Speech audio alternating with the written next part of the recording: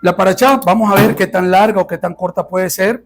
Este, es una parashá muy hermosa que contiene varios aspectos de los cuales pues vamos a estudiar principalmente el aspecto más fundamental de la parashá, que es todo el tema central de Yom Kippur.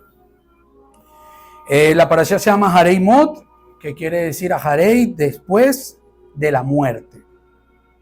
En esta parashá se estudian también aspectos como el lugar Kadosh único y aspectos de, como lo es por lo menos los actos de inmoralidad sexual. Para poder llevar el desarrollo de esto, es importante que leamos. Voy a comenzar con este último aspecto, que es acerca de la inmoralidad sexual. Después van a entender por qué vamos a comenzar con esto.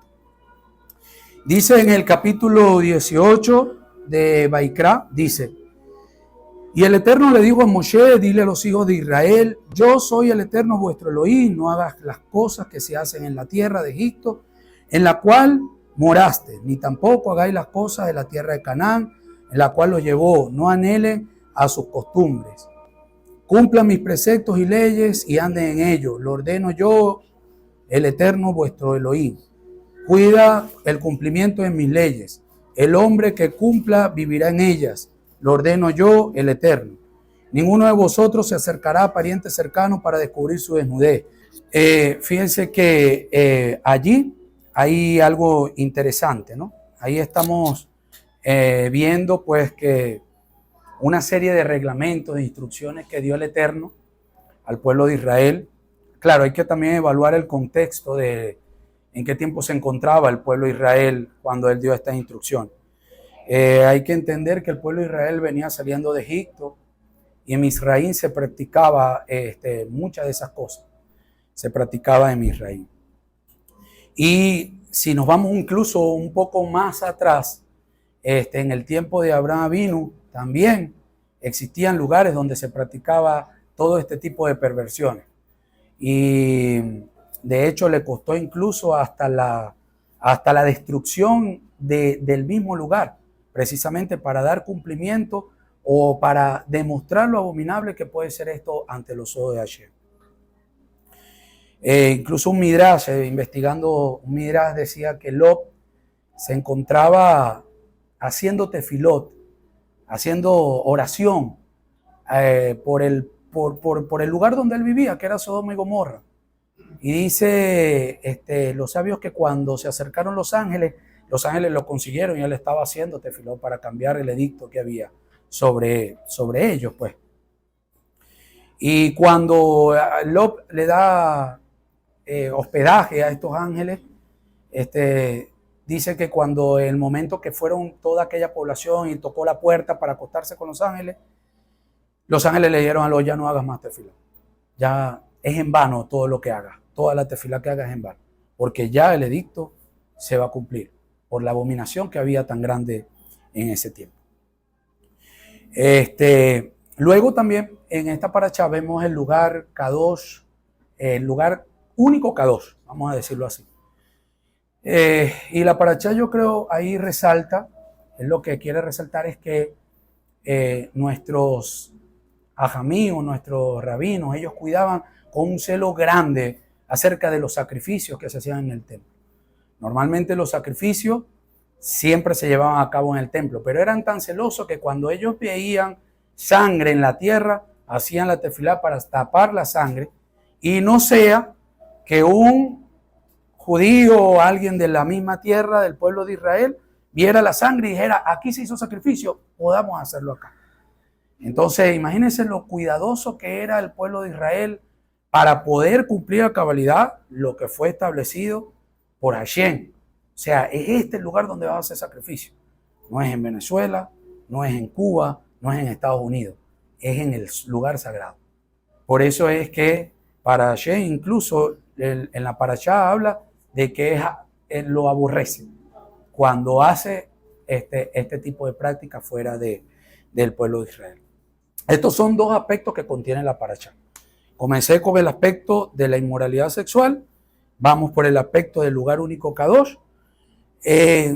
pero sin embargo nos vamos a centrar en lo importante de esta parashá, todo es importante, pero el tema central de esta parashá para poder entender muchas cosas. Y es todo lo que refiere a Yom Kippur. Amén. ¿Cuánto han celebrado Yom Kippur? Ha sido un tiempo hermoso, ¿verdad? Yom Kippur. Muchas veces hacemos las cosas por obediencia, como la mayoría de los que estamos aquí, pero muchas veces tampoco entendemos qué es lo que estamos haciendo y por qué. Y vamos a estudiar esto. Quiero que presten atención porque quizás a lo mejor esa elocuencia, ¿sabes? Yo de repente estoy aquí y brinco para acá y después brinco para acá y termino brincando aquí, pero necesito que usted siga para que entienda el contexto del mensaje que para mí fue una bendición. Amén. Vamos a leer el libro de Vaikra, capítulo 16, versículo 6. El que me pueda seguir, vamos allí leyendo en unísono. Dice, y Aarón ofrecerá el novillo de la expiación que es suyo y hará expiación por sí y por su linaje. Tomará 2 machos cabríos y los presentará ante el Eterno a la entrada del tabernáculo y echará suerte sobre ellos, pues uno será para el Eterno y el otro será para Azazel. Y Aarón ofrecerá el macho cabrío que le haya tocado en suerte al Eterno y lo traerá por ofrenda expiatoria. Pero el macho cabrío que le toque en suerte a Azazel será presentado vivo al Eterno para expiar con él y enviarlo a Azazel en el desierto. Y hay otro en el versículo 20, dice, y cuando haya terminado la expiación por los hijos de Israel, y cuando haya terminado la expiación por el lugar santo, el tabernáculo y el altar, traerá el macho cabrío vivo y apoyará a Aarón sus 2 manos en la cabeza del animal, confesará todas las iniquidades de los hijos de Israel y todos sus pecados, poniéndolo así sobre la cabeza de la víctima. Entonces, por medio de un emisario, enviará el animal al desierto. Ok, como les dije, tenemos que conceptualizar. Hay muchas cosas que tenemos que entender. No sé quién sabe algo de qué es Azazel, pero en lo particular, usted busca, por Google se va a conseguir cualquier cantidad de conceptos acerca de esto. Sin embargo, yo me voy a ir a la fuente, al Midrash. ¿Ok? Estamos estudiando Torah. Estamos estudiando libros que son de nuestro hermano Yehudí. De los hermanos que han mantenido todas estas enseñanzas por siglos. Amén. Entonces, bueno, vamos a ver qué dice el Midrash de esto, que es uno de los libros que utilizan los rabinos. ¿Qué significa el término Azazel? Dice, para el pueblo de Israel ellos tienen tres connotaciones o tienen tres términos, vamos a llamarlos términos, 3 términos. El primero es una expresión compuesta por Azad, que es fuerte, y El, que es el nombre imponente debido a que esta era característica del farallón desde donde se arrojaba el macho cabrío. El macho cabrío que va hacia Azazel, entonces denota que es el macho cabrío que se entrega a una roca enorme e imponente. Era un macho cabrío que se entregaba a una roca enorme e imponente para que se destruyese allí. El segundo término, según la Gemara, Azazel es un compuesto de Azad y Azael. ¿Quién era Azad y Azael? Eran 2 ángeles que antes del diluvio suplicaron al Todopoderoso que le permita vivir entre los humanos con la apariencia humana para probar que ellos no pecarían como lo hace la raza humana. No obstante, cuando Hashem de hecho le dio permiso para que hagan su depravación, sobrepasó a la de la generación anterior a la del diluvio. Y el macho cabrío se llamaba Azazel para implicar que lograba expiar pecados, entre ellos hechos inmorales como los de Azad y Azazel.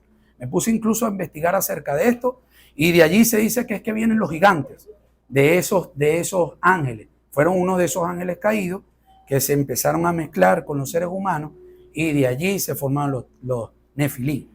Entonces, y la depravación de este tiempo fue muy grande, fue muy grande.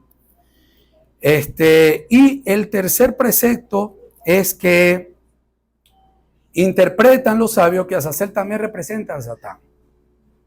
Sin embargo, se entiende con suma claridad que el macho cabrío no es Hashbe Shalom. O sea, un macho cabrío no es algo que sea contrario a una ofrenda a Hashem. Entonces, ¿cómo entendemos esto? Un sacrificio que se ofrende a Satán o a los demonios, tales sacrificios están prohibidos en forma explícita por la Torá, con el fin de que el Kohen Gadol no asuma por error que el sacrificio fue consagrado a Satán y la Torá ordenó que se pronunciara en forma oral. Este macho cabrío es Azazel. Amén. Estos son los tres criterios. De hecho, yo traté de averiguar un poquito, bueno, ¿qué quiere decir esto? Y algunos de los judíos, de los sabios actuales de hoy dicen que bueno, que sí, que se trata, él se inclina por este último precepto y dice, no, es que sí, se trata de Satán. Y es la única forma donde se le puede entregar a Satán en Yom Kippur algo, algo para, digamos, distraerlo. Era la forma como él pensaba. Es como algo que tú le entregas a él, pero que es para Hashem, pero es la única forma para tú distraer a Satán de lo que está haciendo en ese momento el pueblo de Israel. Son interpretaciones judías. Amén. Pero es importante entender a quién era Azazel, porque estamos hablando de eso. Amén. Otra cosa que es importante también entender, y lo vimos en Vaikra, no sé cuántos recuerdan del libro de Vaikra, que lo leímos hace unas 3-4 semanas atrás. Y es acerca de entender los corbán, porque estamos hablando de Yom Kippur. Y Yom Kippur se trata de la expiación de los pecados, ¿sí? Pero habían unos corbán, o había una forma, que corbán quiere decir es como acercarse. Había una forma de acercarse a Hashem por medio de un ofrecimiento, una ofrenda, un corbán. ¿Cuáles eran estos 5 corbán? A ver quién los recuerda. Eso lo hablamos en la parashá de Vaikra. No sé si se acuerdan de esos 5 corbán. Bueno, yo se los voy a recordar. Está el corbán olé, que es una ofrenda quemada, y esto era una ofrenda que se hacía normalmente por la dedicación. No estabas expiando, sino cuando querías dedicar algo, hacías una ofrenda a Hashem, y esa ofrenda podía ser animal, podía ser harina, podía ser lo que sea, es una ofrenda quemada en su totalidad. Estaba la ofrenda, el corbán de Minja, que esta era la ofrenda, no sé si recuerdan, de aquella persona que no tenía recursos, no tenía cómo darle una ofrenda a Hashem. Entonces Hashem diseñó a través de la Torá esta ofrenda para que aquel que tuviera agradecimiento con el Padre y no podía llegar a él, podía hacer una ofrenda de minjá con los pocos recursos que tenía. Y esta era una ofrenda que se hacía normalmente con harina. La tercera ofrenda era la ofrenda de Shelamín, y esta es la ofrenda de paz. Y esta ofrenda de Shelamín era una ofrenda, digamos, que se llevaba a cabo con los hermanos de Israel, cuando ellos estaban muy felices. De hecho, yo anoté así, cuando ellos se sentían en una felicidad extrema, se alegraban unos a los otros y ofrendaban unos a los otros a Hashem. Era una ofrenda de paz. Con estas tres ofrendas entendemos, vayamos entendiendo cada uno de los pasos. Con estas 3 ofrendas dábamos al Eterno por agradecimiento de dedicación, agradecimiento de cualquier área y agradecimiento a ofrenda de Shalom. Pero habían 2 más, que eran la ofrenda o el corbán de Hatab, que este corbán, Hatab quiere decir desvío. Y esta ofrenda era cuando la persona cometía un pecado, pero por equivocación. O sea, hizo algo, pero que no era premeditado, sino que era por desconocimiento, era algo que lo hizo porque no tenía el conocimiento completo de lo que estaba sucediendo.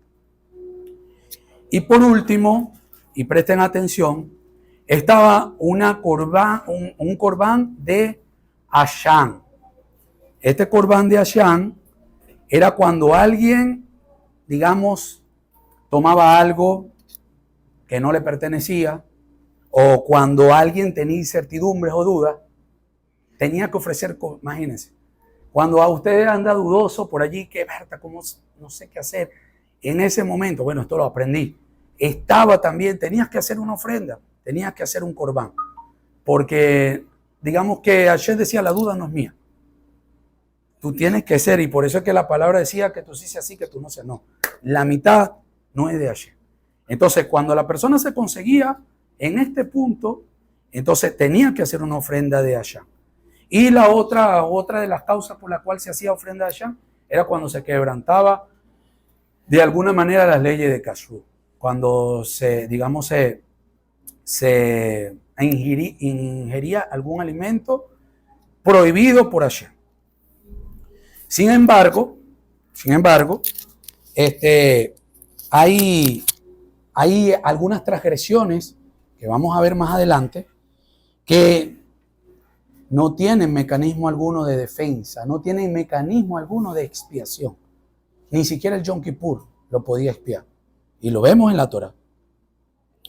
Entonces, estos son los pecados que el pueblo de Israel considera pecados de muerte, porque son pecados que no tenían expiación. Y son clasificados por otro nombre, recuerda este nombre, Peshaim, que no tienen perdón en la ley de Moisés, solo condenación. Vamos a poner un ejemplo en Shemó. En Shemó, cuando estudiamos Shemó hace ya un par de meses atrás, veíamos, por ejemplo, el pecado de el asesinato. El asesinato. Cuando el templo estaba en pie, no había manera de que cualquier persona que hiciera o que incurriera en este pecado estuviera vivo. Pena capital para la persona que asesinó. ¿Sí o no? Eso lo leemos en la Torá, lo leemos en la ley de Moisés. Ahorita, por eso leía el capítulo 18 de Baikra acerca de las leyes de inmoralidad sexual. ¿Qué pasa cuando una persona es conseguida en el acto mismo de adulterio? ¿Qué pasa con la inmoralidad sexual? Según la ley de Moisés, moría irremisiblemente de manera apedreada. Es decir, hay pecados que no tienen, para la ley de Moshe, no tienen perdón alguno. Ni siquiera Yom Kippur expía estos pecados. ¿Saben por qué? No lo expliqué ahorita. Yom Kippur no expía estos pecados porque los que se expían en Yom Kippur eran estos 5 corbán que ya yo le hablé. Los que se expían en Yom Kippur eran los corbán de agradecimiento y estos 2 corbán que son Ashab y Hatat, que eran los que se hacían sin intención o los que hacían como Ashab, los que se hacían cuando de repente tomabas algo que no era tuyo o cuando alguien, porque digamos en la ley de Moshe no dice el que tomó algo que no es tuyo que muere irrepresible, no dice, ahí no dice que muera, pero el que que cometió asesinato, que cometió inmoralidad sexual y que cometió idolatría, a eso sean quemados, sea muerto irremisiblemente y que el peso de la ley caiga sobre cada uno de ellos. Era una ley, era la ley de Moshe. Entonces, ni siquiera Yom Kippur expiaba estos pecados. Ni siquiera Yom Kippur expía los pecados contra su prójimo. Imagínense ustedes, eso lo aprendí ahorita. Pero yo lo hacía, como le decía al principio, pero lo hacía sin conocimiento. Porque unos días antes de Yom Kippur, ¿qué pasa? Tenemos que, ¿cuál es la fiesta? La primera fiesta que vemos, Yom Teruah o Rosh Hashanah. Rosh Hashanah, ¿qué hacemos nosotros en Rosh Hashanah? ¿Cuál es una de las cosas que nosotros hacemos en Rosh Hashanah? Ponernos a cuenta con quién, con el prójimo. Por eso es que en Rosh Hashanah o en Yom Teruah llamamos, mi hermano, perdóname, mi hermana, discúlpame, de verdad, no era mi intención. Yom Kippur no expía el pecado contra el prójimo. Es Rosh Hashanah donde usted tiene que ponerse a cuenta con el prójimo. Porque Yom Kippur usted tiene que dedicarse con el Eterno. No sé si usted lo recuerda. Bueno, así es que yo he celebrado siempre Yom Kippur. Sin conocimiento, pero así era que yo lo celebraba. Rosh Hashanah para ponerme a cuenta con el prójimo. Yom Kippur para ponerme a cuenta con Hashem. Entonces, esta práctica que se hace en Israel, y de hecho después es copiada por la Iglesia Católica, pero esto se hace en Israel y en el judaísmo.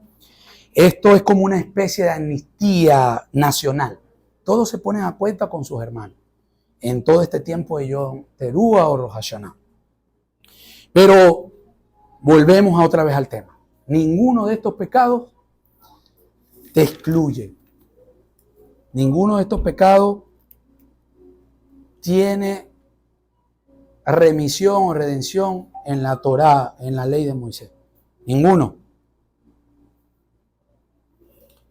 Pero en el Talmud, porque digamos que el judío que no cree en Yeshua, ¿cómo hace para vivir entonces con esto? Si ninguno de estos pecados sea tan estrictamente relacionado con la Torá.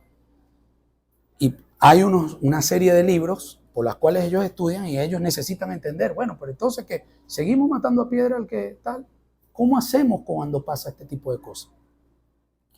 Y en el Talmud, en el Tratado de Yomán, dice, el que dice pecaré, ahora se los paso, que tengo un amigo que me pasa algunas citas del Talmud. Dice, el que dice pecaré y después me arrepentiré, no habrá para el perdón. Pero es que ¿quién hace eso? El que dice, no, yo voy a pecar. Después, bueno, yo sé que Hashem es bueno y perdona mis pecados y después me arrepiento. ¿Y quién burla a Hashem? ¿O es que acaso Hashem no vio ya la intención, tu kavaná, tu intención, la intención del corazón? ¿Quién lo burla? Nadie. Entonces, no hay ofrendas para estos pecados. Mire, ni el macho cabrío, ni el becerro, ni el macho cabrío que manda pasazel, ni las ofrendas de grano, ni que venga arrodillado. No hay manera, no hay.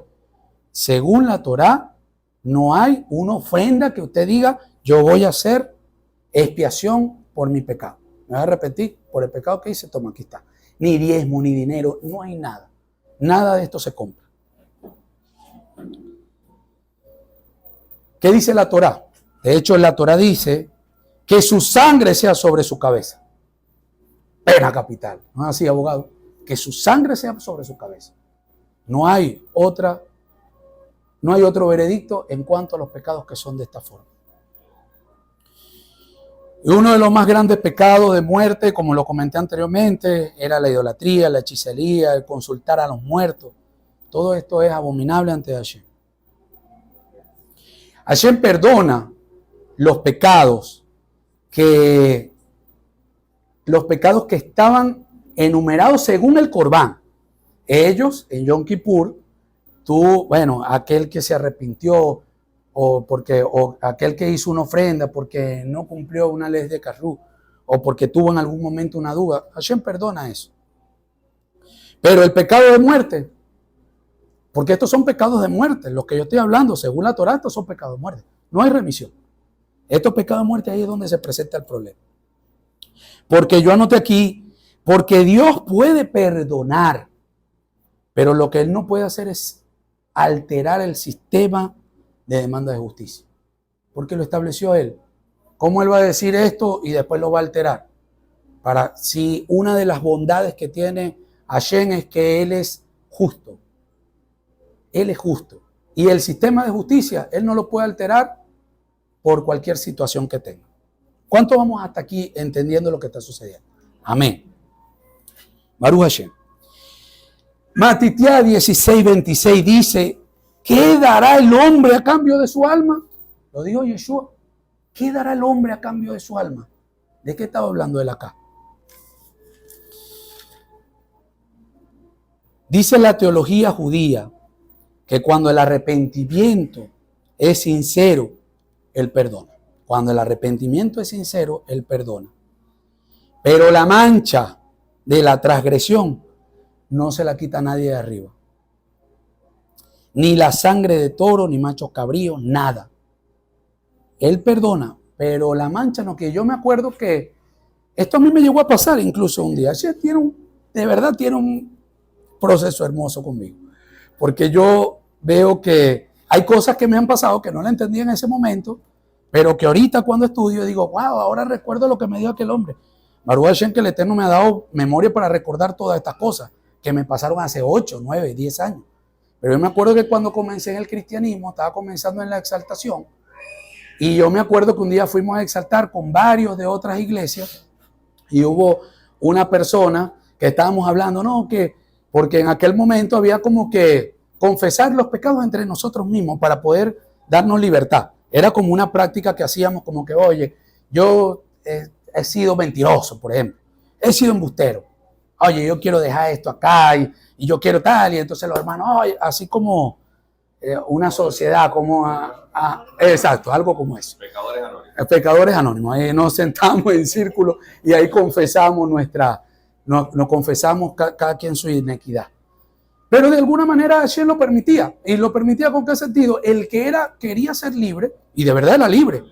De verdad era libre. En ese momento, si usted sentía decir que algo estaba pasando en su vida, lo soltaba allí y usted se iba ligerito de ahí. Oye, yo me acuerdo que yo experimenté eso. Pero yo me acuerdo que cuando yo agarré y dije, bueno, yo tengo unas cositas ahí, me da pena decirlas, pero bueno, oren por mí. Y recuerdo que después que estábamos ahí, que ensayamos y tal, se acercó un hermano y me dice, hermano, veo tu cambio, pero también percibo tus marcas. Yo percibo en el espíritu las marcas de tu pasado. Veo tu cambio, veo el cambio que tú estás haciendo para Hashem, pero también percibo las marcas que cada uno de esos procesos que estás purificando te dejaron en tu cuerpo. Y yo, ay, este que se creyó, ¿qué pasó aquí? Pues, o sea, pero Baruch Hashem, mira todo como, incluso hay un pensamiento que lo dice, esa mancha no la quita nadie. Pero vamos a continuar. Isaías, y aquí es donde está uno de los grandes secretos para Ohel Moshe y para todo aquel que aceptó al Mashiach. Amén. El pueblo de Israel no tenía respuesta a esto.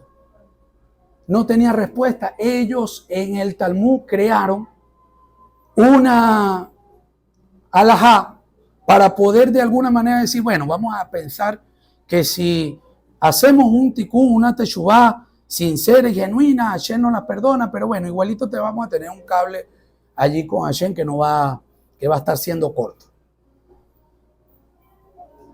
Y fíjense que todo esto tiene tanto sentido que el libro de Job, mi Roy, si me puede ayudar en el libro de Job, o quién tiene por allí, o me puede ayudar en el libro de Job, capítulo 27:8, para sustentar estas cosas de que estoy hablando. ¿Qué dice el libro de Job 27:8? Pues, ¿qué esperanza tiene el impío de su ganancia cuando Elohim se lleva su vida? ¿Qué esperanza tiene el impío de su ganancia cuando Elohim ya decide terminar con él sobre la tierra? Y Teilín 49:7-8.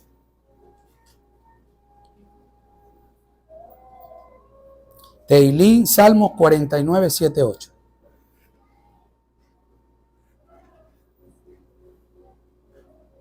Nadie puede nunca redimir a su hermano ni dar a Elohim un rescate por él mismo, o el precio por la redención de su alma, aunque labore para siempre.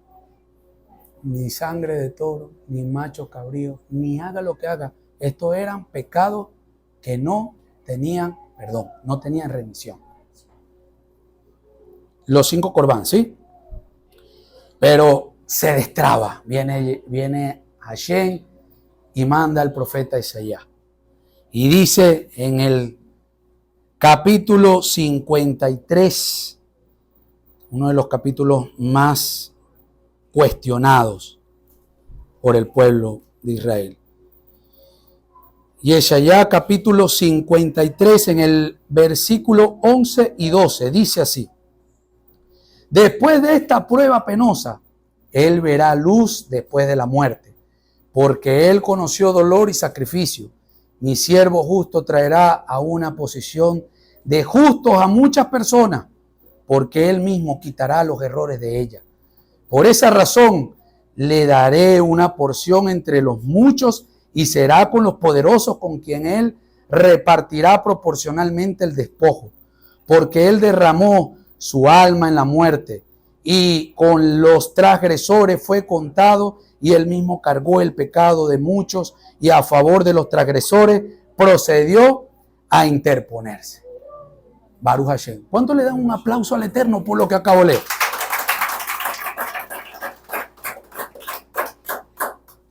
Pero allí, en la Torá, cuando usted se busca la Torá y dice Elohim, y Elohim es justicia.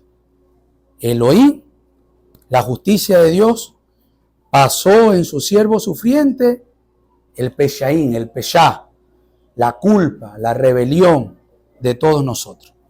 Y en el versículo 5 dice lo siguiente: mas él herido fue por nuestras rebeliones, molido por nuestros pecados.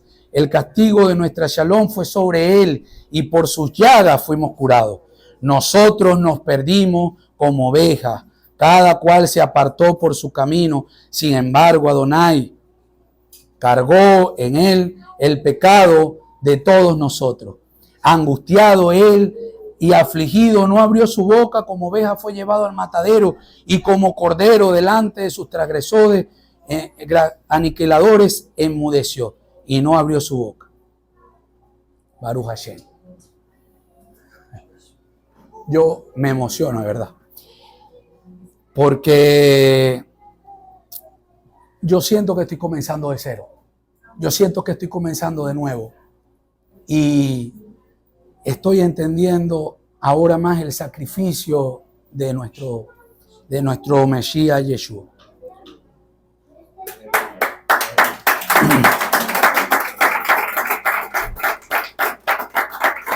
No, y he aquí un versículo que conseguí y me apoyé con los moré, con el moré Ailed y con el moré Daniel. Porque esta frase está en el capítulo 59, versículo 20 del mismo profeta Isaías. Y dice así, lo voy a leer en hebreo. Uba lesion goel, ushabe pesha beyakot, meun Hashem. Y dice, yo mandaré un goel, un redentor, a los que se arrepientan de sus pecados de muerte. Advierte Yud Hei Bat Hei. Entiendan esto. ¿Se acuerdan la parte que yo dije allá arriba? Y él colocó Elohim, la justicia, sobre su siervo, porque era algo que se tenía que cumplir. Era justo lo que tenía que pasar allí en ese momento. Pero en este versículo, él dice, yo demandaré un goel a los que se arrepientan de su pecado de muerte. Advierte Yud Hei Bat Hei. La gracia.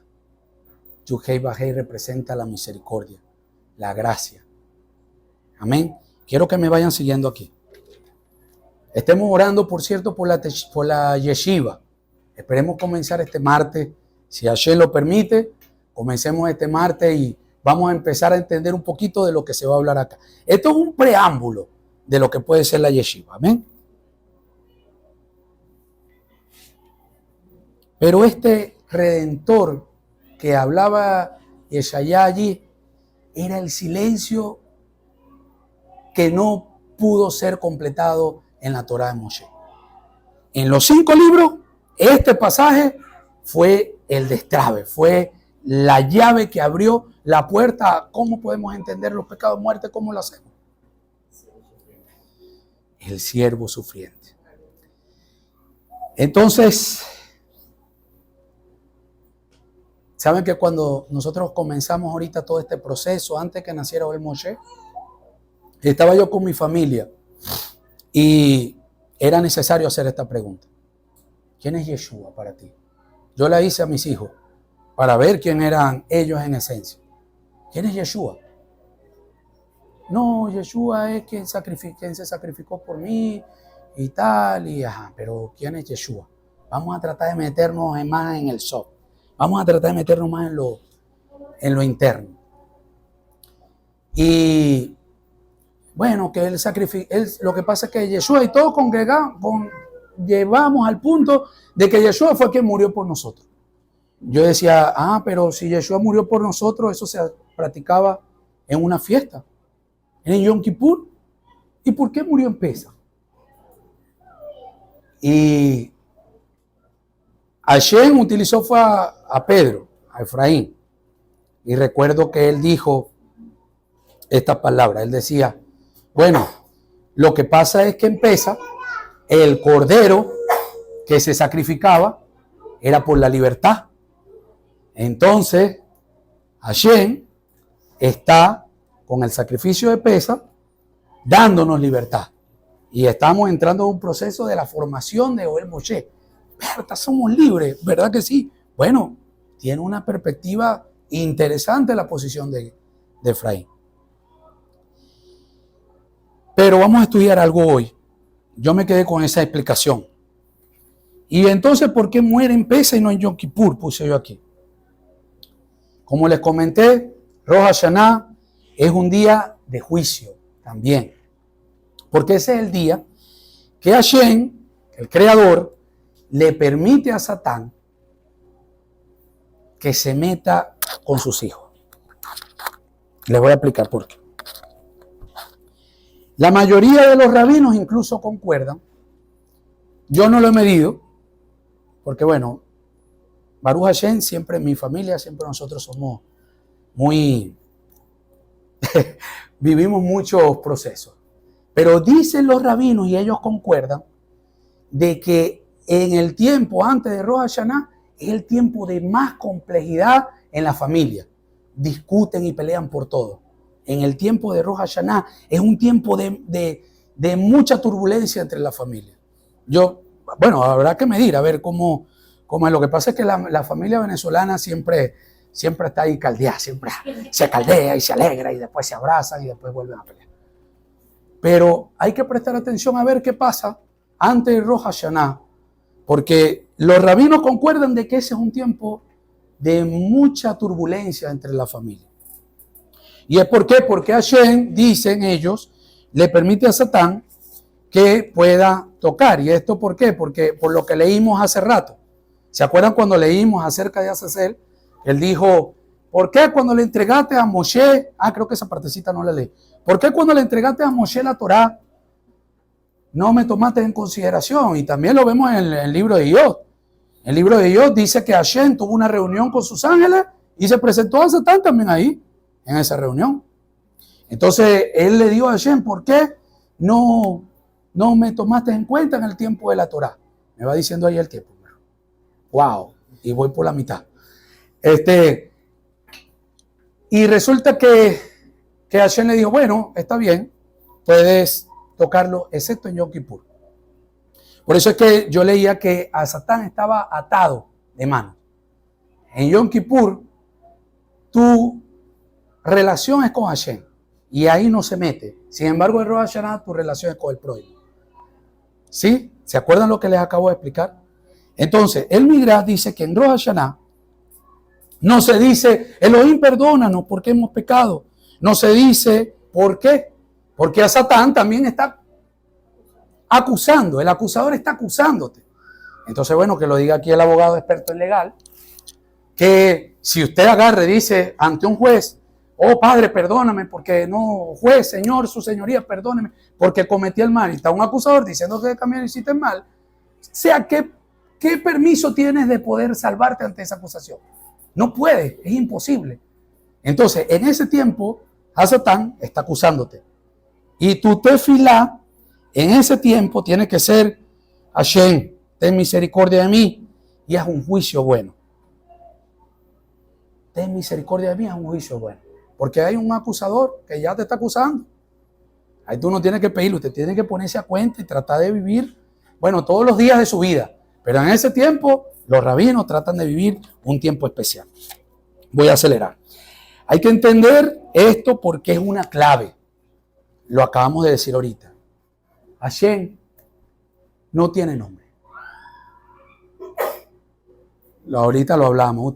Tú me preguntaste ahorita. Ustedes no dicen el nombre tal. Hashem no tiene un nombre específico. No tiene. Él tiene muchos nombres. Y delimitarlo a un nombre es delimitar su grandeza. Hashem es espíritu. Hashem es espíritu vivo. Yo no puedo decir, o Elohim, o Adonai o Yud-Heh-Vah-Heh, si no es lo que aplica. Él utilizó las diferentes capas de nombre que él tiene para que nosotros en nuestro lenguaje podamos entender en qué momento él se estaba manifestando con nosotros, qué era lo que él estaba enseñándonos en un momento determinado. Entonces, si usted le coloca un nombre a Hashem, usted lo limita. Cuando Hashem se manifiesta a nosotros con nombres es para que lo entendamos, como le dije. Y en Rosh Hashanah, el nombre que prevalece es Elohim. Elohim. Elohim. Vayan entendiéndome a mí. Elohim, ¿qué quiere decir? Juicio. En Rosh Hashanah, el nombre que prevalece es Elohim. Es un juicio. Pero cuando llega Yom Kippur, ya no es Elohim, sino es Yud-Heh-Vah-Heh. Lo voy a explicar ahora.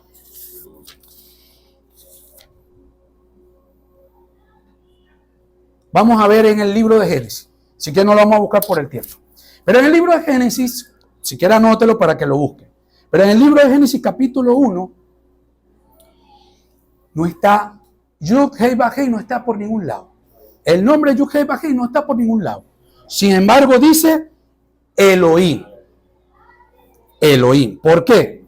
Porque él hizo el mundo, él hizo toda la creación bajo una estricta, rigurosa justicia. Él dijo al mar, hasta aquí llegarás. Él le dijo a los astros, así te vas a coordinar. Le dijo a la ciega, tú crecerás hasta aquí.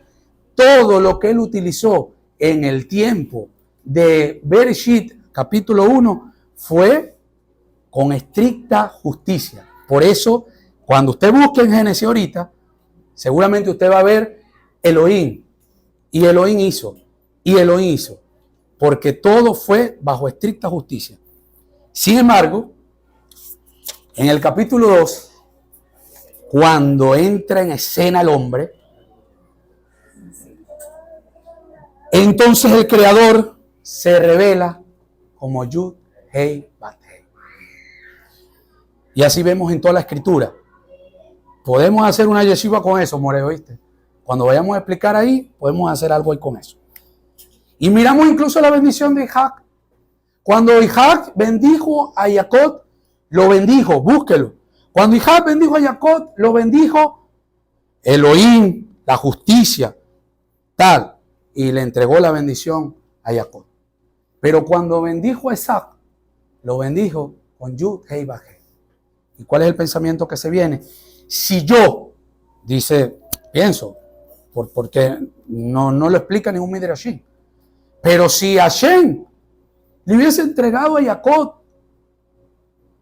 a Esab, le hubiese entregado o le hubiese bendecido Isaac con el nombre de Elohim, con justicia, lo hubiese matado, no hubiese avanzado. ¿Sí me están entendiendo? Por eso, cuando la bendición cae sobre Isaac, cae con Yud-Heh-Vah-Heh. Amén.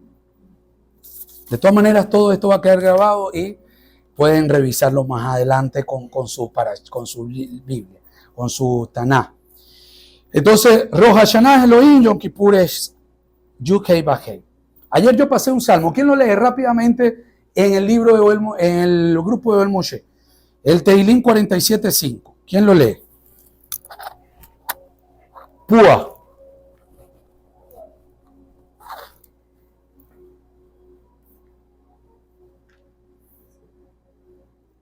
Elohim sube entre los gritos de aclamaciones. Adonai, Yod-Heh-Vah-Heh, al sonido fuerte del shofar.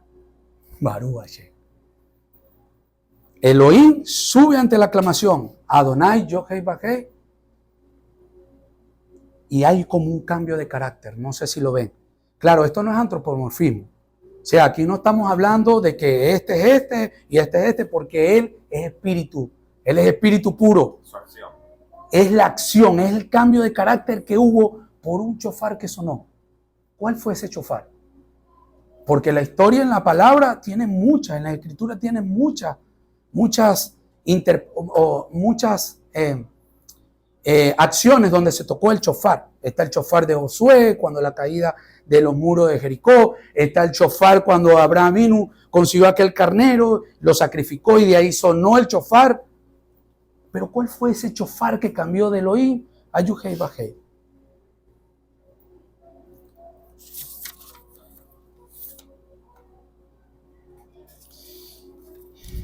Dice el Talmud, esto lo dice el Talmud, que el shofar que se escuchó fue el shofar de Terúa de los hijos de Israel, que tocaron después de comerse el polvo de oro del becerro de oro.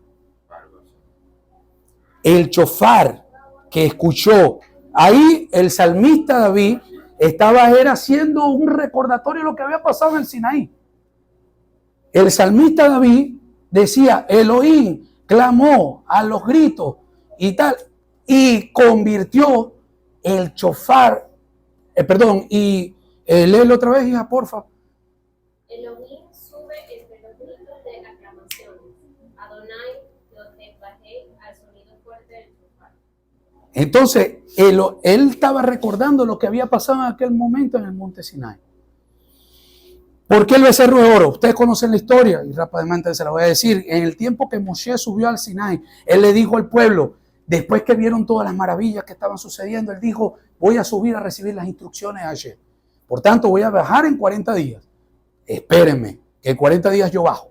Pasaron 10 días, 20 días, 30 días, y la gente preguntándose, ¿qué pasó con Moshe? No ha llegado. Bueno, faltan 10 días todavía. Cuando llegó el día 40, dijeron, nadie puede sobrevivir tanto tiempo ahí arriba. Por tanto, vamos a hacer el ídolo, vamos a hacer el becerro de oro. Y dice el Midrash, dice el Talmud, que bajó a las horas de haber terminado el becerro del oro del día 40. Y cuando él lo vio, él agarró y vio que la abominación que estaba sucediendo, la idolatría. Y dice el Midrash que Moshe tomó, después que destruyeron el becerro de oro, tomó el polvo de oro que había quedado de la destrucción del becerro, lo ligó con agua y se lo dio de beber al pueblo de Israel. Y les dijo esto, miren, Hashem ha hablado conmigo y me dijo que los iba a exterminar. Sí lo dice la palabra, ¿verdad? Pero esto lo dice el Midrash. Hashem habló conmigo y dijo que los iba a exterminar por la abominación que acaba de ver en ustedes. Sin embargo, yo subiré otra vez a Hashem y voy a tratar de cambiar el decreto tan terrible que hay sobre los hijos de Israel. Y dice que cuando ellos subieron, que cuando él subió, fue todo el pueblo de Israel y tocaron el shofar en ese momento. ¿Para qué? Para marcar el momento, la hora en que iba a subir y no equivocarse otra vez con lo que pasó la primera vez.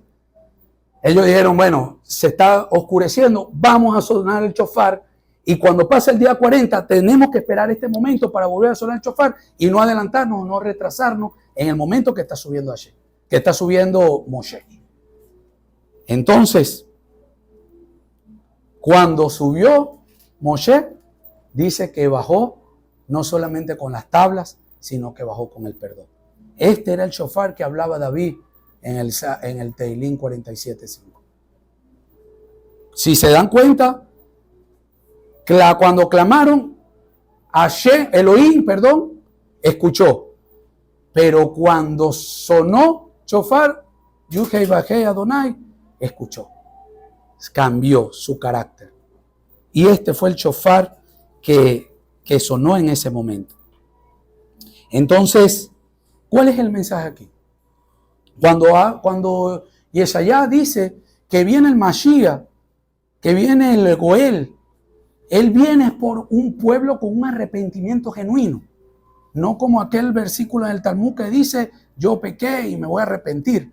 No, él viene por ese pueblo que va a ser una teshuvá genuina y viene acción para aceptar y poder hacer expiación por aquel que hizo ese pecado. Entonces, tremenda lección nos deja aquí el pueblo de Israel. Porque sabe algo, yo creo que el día de hoy usted tiene que tomar en consecuencia esto, porque yo lo empecé a hacer. A ver, si hay algo que a mí me está haciendo distraerme o desviarme del propósito que tiene Hashem conmigo, yo tengo que poner una medida de no volver a tocar esto que me aparta del propósito de Hashem. Ellos hicieron eso. La primera vez ellos dejaron que se fuera Moshe. Bueno, vamos a contar 40 días, el hombre no ha llegado, vamos a hacer becerro. Tempranito en la mañana a las 6, 5 se pararon a hacer becerro porque ya el día 40 no había llegado. Esta vez marcaron una pauta, tocaron el shofar y dijeron, el día 40, cuando sea esta hora, vamos a medirnos a través del shofar. Pero el toque de ese shofar fue lo que cambió la condición de justicia por la condición de gracia o por el carácter de gracia de Hashem, de misericordia por el pueblo de Israel. Amén. Entonces hoy póngase usted una medida de restricción para que no vuelva a cometer eso que en alguna vez, en algún momento, lo hizo desviarse del propósito de Hashem. Amén. Denle un fuerte aplauso al Eterno.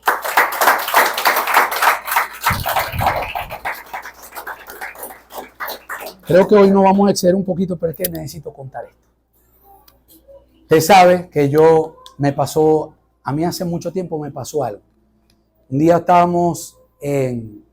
yo acostumbraba con la tribu a salir y nos íbamos a la playa y nos íbamos a los altos y tratamos siempre de compartir como tribu momentos así especiales, pero para, digamos, internalizar entre nosotros, contar chistes, de quedarnos hasta la madrugada hablando, exaltando y haciendo cosas así. Y un día me quedé con Marian Valencia. Un fuerte abrazo a Marian. Y yo me acuerdo que en ese tiempo, yo venía a la parashá, pues estamos entrando en el sistema de parashá, y venía a la parashá de Jareimot. Y yo le decía, hija, qué tremendo, ¿qué ves tú aquí? ¿Qué ves tú aquí? Pondré la mano en su cabeza y lo enviaré al desierto. Wow, yo tengo una revelación. No sé si usted la está viendo.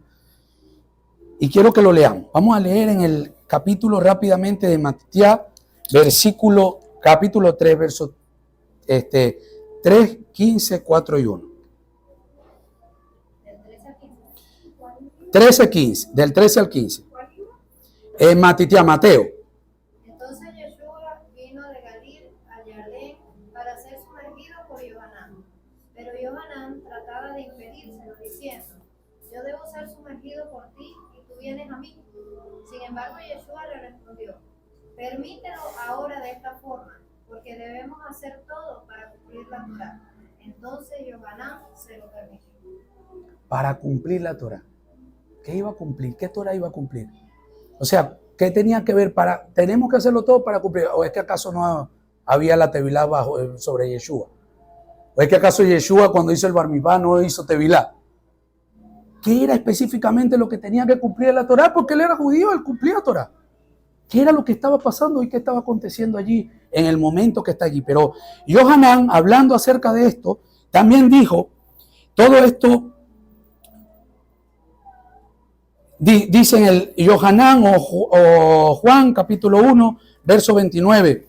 Al día siguiente, Yohanan vio a Yeshua viniendo hacia él y dijo, he aquí el Cordero de Elohim que carga el pecado del mundo. Este es aquel de quien dije, después de mí viene un hombre que fue establecido y comisionado antes que yo, pues él existió primero que yo. Yo no lo conocía, pero para que él se dé a conocer a Israel, fue que lo sumergí en agua. Vean rápidamente la relación. Yeshua, cuando comienza a hacer su ministerio, se presenta como el Cordero de Elohim en un tiempo de Yom Kippur. Era el que expiaba los pecados y era quien Isaías dice en el capítulo 59, vendrá un Goel, vendrá un Redentor, que todos los que tengan acceso, y lo leemos cada vez en el Shaharí, y que por medio de tu alma, que yo cuando le leía, me uno a tu alma. Y por eso es que los judíos cuando hoy rezan, ellos dicen, cuando están enfermos en los libros de rezo, esto está en los libros de rezo, dicen, soberano del universo, mi vida está en tus manos y también mi muerte. Pero si yo muero, que mi muerte haga expiación por mis pecados. Sin embargo, se dice que de Shaul y de todo lo que quedó después de Yeshua, sale esta tefilá que tomaron de los Yehudí. Hashem, en tus manos está mi vida, en mi salud y mi muerte. Pero si yo muero, que la muerte de Yeshua HaMashiach, el justo, haga expiación por todos mis pecados y que tenga entrada al mundo por venir con todos los sadí de Israel.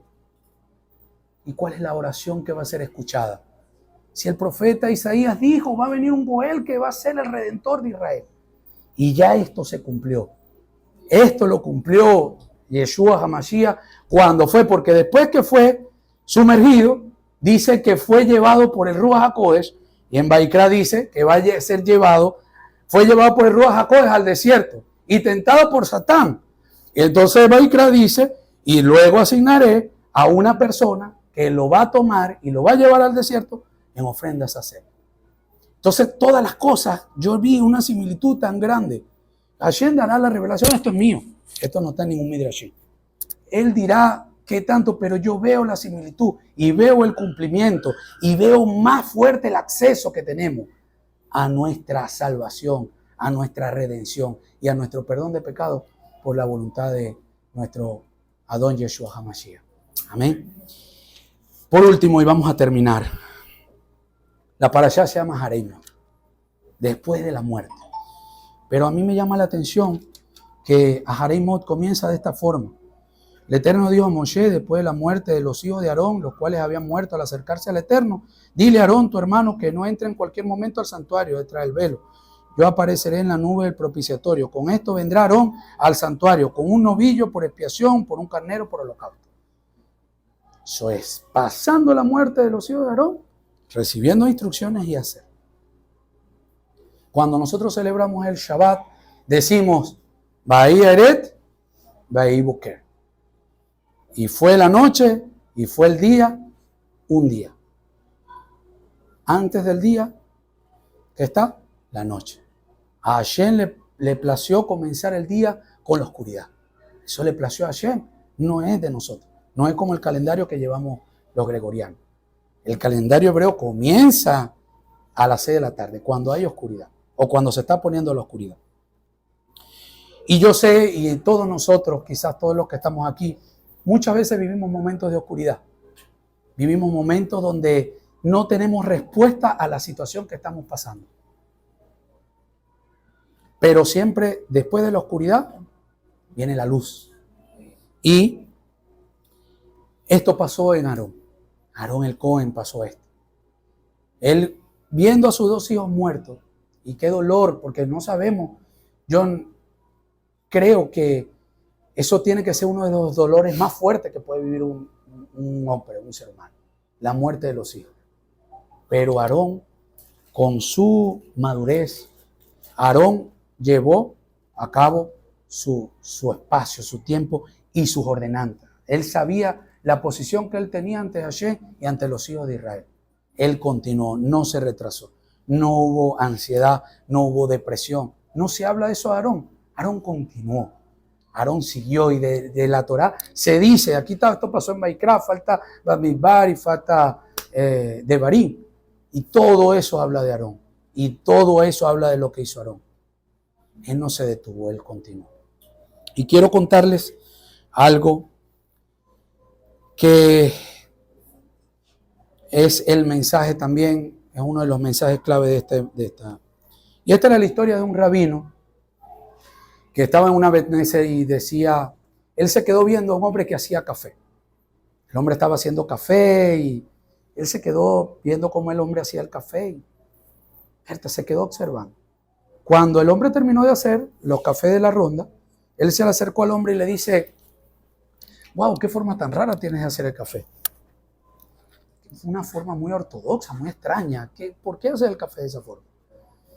Y el hombre, Berta, pero ¿por qué me vas a decir que hago el café de forma rara? ¿No estás viendo la cantidad de personas que tengo? Mi café gusta como lo hago. Sí, yo sé. Pero me parece muy raro cómo lo hace. O sea, la forma de cómo lo hace. Porque, a ver, te explico. Haces el café que está muy caliente, pero vas a la nevera y sacas una leche fría y se la echas al café. Entonces, ¿qué quieres? ¿Café frío o café caliente? Luego, esa misma leche los tratas de sacar lo más oscuro posible y le echas leche y le quitas el color oscuro y lo pones más claro. Entonces, ¿qué quieres? ¿Café oscuro o quieres café claro? Y luego agarras y el azúcar, el café es muy amargo y vienes y le echas azúcar. ¿Qué quieres? ¿Lo quieres amargo o lo quieres dulce? ¿Qué forma de café? Es muy extraño. Es extraordinario la forma que hace el café. Entonces, ¿por qué lo haces así? Y dice la historia que aquel hombre, diría Francisco, se quedó callado. Se quedó en silencio. No tuvo una respuesta que darle al rabino. Y el rabino le dice, yo te voy a decir qué es lo que pasa. Y esto lo comparto con el Moshe. A pesar de que hay cosas que son antagonistas o antagónicas a todo lo que somos nosotros, cada elemento en sí, cada elemento es necesario, porque incluso solo no va a dar la misma esencia. Quizás solo no sirve, pero cuando tú mezclas ese antagonismo, lo mezclas y las bondades de cada una de las personas se mezclan y se ligan, entonces queda ese aroma, esa exquisitez. Y eso es lo que está pasando en el Moshe. Y esto tiene una reflexión, y es la reflexión que les dejo para esta semana. Nosotros tenemos que vivir la vida así. La vida es necesario tener oscuridad y es necesario tener día. Es necesario que cada una de estas dos cosas existan, porque es lo único que te va a poder dar esencia, es lo único que te va a poder dar, yo coloqué aquí, es lo único que te va a poder dar un buen sabor a la vida. Porque ambas fortalecen tu carácter, ambas te dan crecimiento, ambas te llenan el rúa y te permiten elevarte con la madurez que lo lleve. Porque aquí es donde está el secreto. ¿Cómo hago yo para vivir en la oscuridad? ¿Qué es lo que hago mientras estoy en mi proceso de oscuridad? Y aquí anoté una frase. Voy a tratar de ver si la puedo decir. Pero dice, Hakol niabid hayol. Todo es por su palabra. Bahí eret, bahí boker. Todo es por su palabra. Y hubo noche, y hubo día, y fue un día. Todo es por su palabra. No es por lo que nosotros digamos. Cuando estemos en la noche más oscura, en el momento más oscuro de la noche, recuerde que estamos a un paso de entrar a la luz. Así que, y esto, la única forma de poderlo llevar es aferrándonos y aguantar a 3 frases por la letra F, que es fuerza, es fe y es felicidad.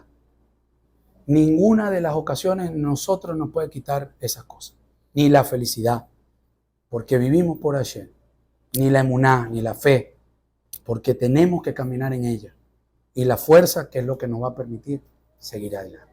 Amén. Bueno, Baruch Hashem, esta es la palabra por el día de hoy.